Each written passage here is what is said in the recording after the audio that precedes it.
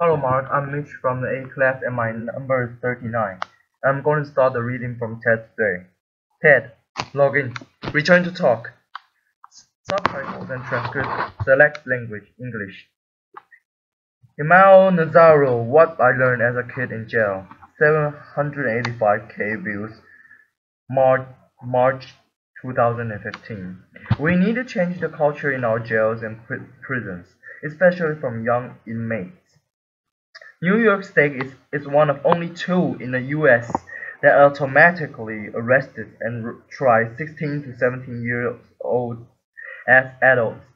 This culture of violence takes these young people and puts them in a hostile environment. And the correctional officers pretty much allow any and everything to go on. There's not really much for these young people to do to actually enhance their talent and actually rehabilitate them. Until we can raise the age of criminal responsibility to 18, we need to focus on changing the daily life of these young people. I know firsthand before I even turned 18, I spent approximately 400 days on Rikers Island. And to add to that, I spent almost 300 days in solitary confinement. And let me tell you this, screaming at the top of your lungs all day on your cell door, or screaming at the top of your lungs out the window, it's getting tiring. Since there's not much for you to do while you're in there, you start packing back and forth in your cell. You start talking to yourself. Your thoughts start running wild, and then you start to become your own worst enemy. Jails are actually supposed to rehabilitate a person, not cause him or her to become more angry, frustrated, and feel more hopeless. Since there's not a discharge plan put in place for these young people, they pretty much re-enter society with nothing, and there's not really much for them to do to keep them from recidivating. But it's all start with the COS.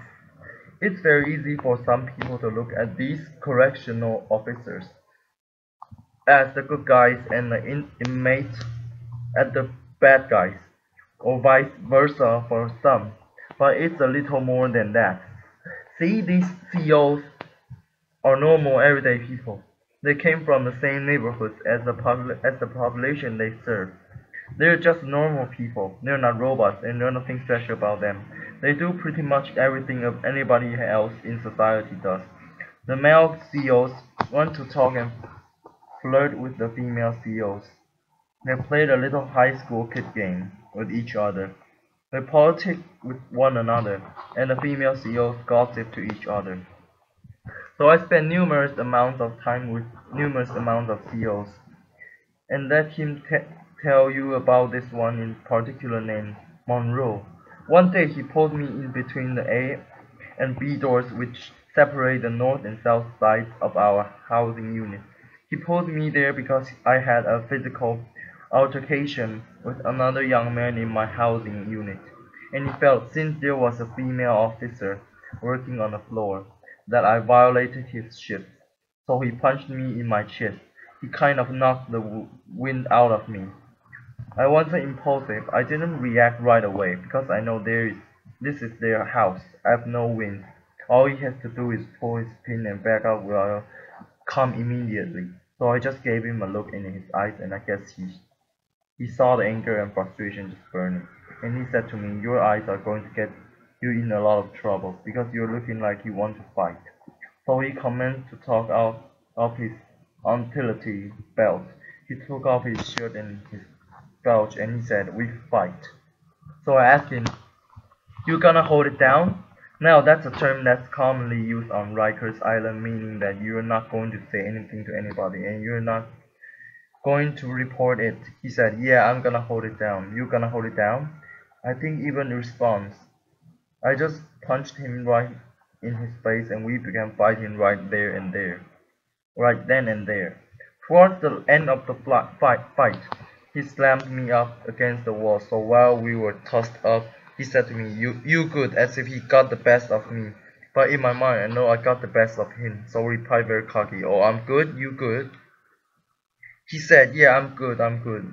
We let go. He shook my hand and he gave me my respect, gave me a cigarette, and sent me on my way.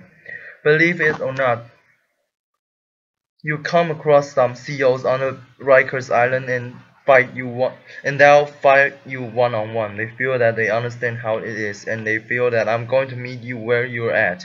Since this is how you commonly handle your dispute, we can handle it in that matter. I walk away from it like a man. You walk away from me like a man, and that's it. Some CEOs feel that they're gelling with you. This is why they have that mentality and that attitude, and they go by that concept. In some instances, we're in it together with the CEOs. However, institutions need to give these correctional officers proper trainings on how to properly deal with the adolescent population. And they also need to give them proper training on how to deal with the mental health population as well. These CEOs play a big factor in these young people's life for X amount of time until a disposition is reached on their case. So why not try to mentor these young people while they're there? Why not try to give them some type of insight to make a change? So once they re-enter back into society, they're doing something positive. A second big thing to help our teens in jails is better programming. When I was on Rikers Island, the huge thing was solitary confinement. Solitary confinement was originally designed to break a person mentally, physically, and emotionally. That's what it was designed for. The U.S. Attorney General recently released a report stating that they are going to ban solitary confinement in New York State for teens. One thing that kept me sane while I was in solitary confinement was reading. I tried to educate myself as much as possible. I read any and everything I could get my hand on. And aside from that, I wrote music and short stories. Some programs that I feel would benefit on our young people are art therapy programs for kids that like to draw and have that talent. And what about the young individuals that are musical inclined? How about a music program for them that actually teaches them how to write and make music? Just a thought. When adolescents come to Rikers Island, C74 before RNDC is the building that they're housed in. That's nicknamed Gladiator School because you have a young individual coming in from the street thinking that they're tough, being surrounded by a bunch of other young individuals from all of five boroughs, and even everybody feels that they're tough. So now you have a bunch of young gentlemen poking their chest out, feeling that I have to prove I'm equally as tough as you, or I'm tougher than you and you. But let's be honest, that culture is very dangerous and damaging to our young people. We need to help institutions and these teenagers realize that they don't have to lead the previous lifestyle that they lead when they were on the streets, that they can actually make a change. It is sad to report that while I was in prison, I used to hear dudes talking about when they get released from prison, what type of crime they're going to commit when they get back in the streets.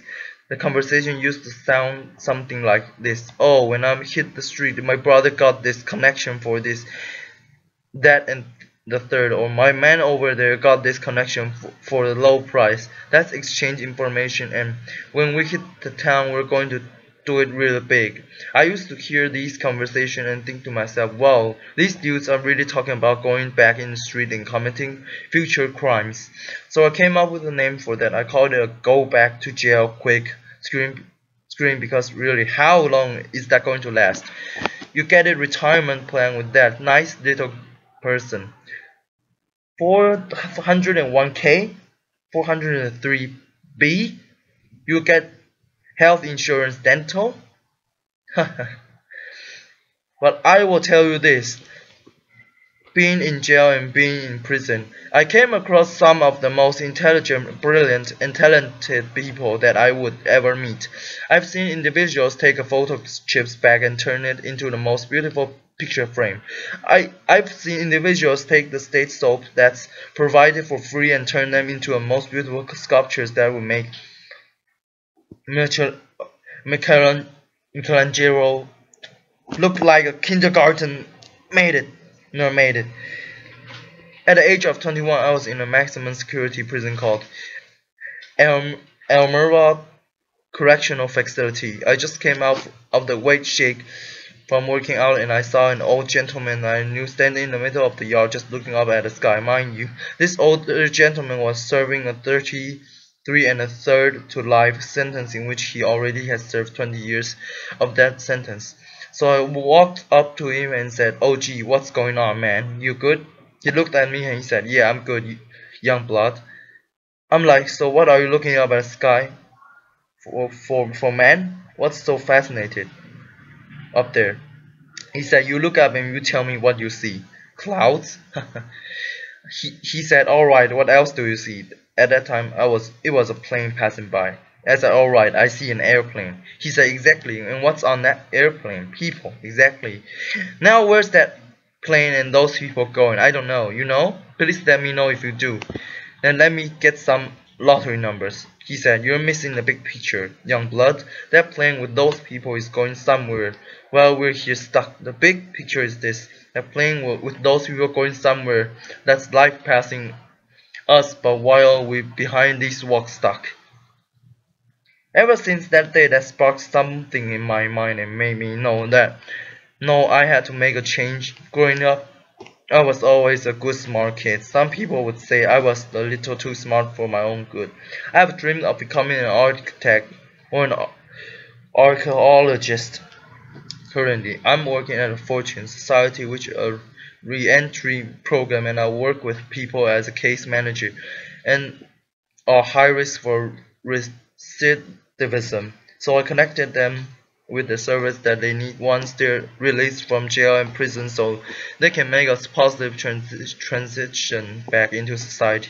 If I was to see my 15-year-old self today, I would sit down and talk to him and try to educate him, and I would let him know, "Listen, this is me, I'm you, this is us, we are one. Everything that you're about to do, I know what you're gonna do before you do it because I really did it." And I would encourage him not to hang out with X, Y, and Z people. I would tell him not to be in such and such place. I would tell him, "Keep your behind in schools, man, because that's where you need to be, because that's what's going to get you somewhere in life." This is the message that we should be sharing with our young men and young women. We shouldn't be treating them as adults and putting them in cultures of violence that they are nearly impossible for them to escape. Thank you. Plus, TED programs and initiatives, TEDx, TED Prize, TED Fellows, TED Ed, Open Translation Project, TED Books, TED Institute, ads worth spreading. Ways to get TED, TED Radio Hour on NPR. More ways to get TED. For developers, API. Follow TED, Facebook, Twitter, Google+, Pinterest, Instagram, YouTube, TED Blog. Our community, TED speakers, TED fellows, TED translators, TEDx organizers, TED.com members. Get TED email updates. Subscribe to receive an email notification whenever new talks are published, daily, weekly. Your email address. Submit. TED Talks usage policy, privacy policy, advertising partnership, TED.com terms of use, contact, jobs, staff, press, help, TED Conference, LLC. Thank you for listening.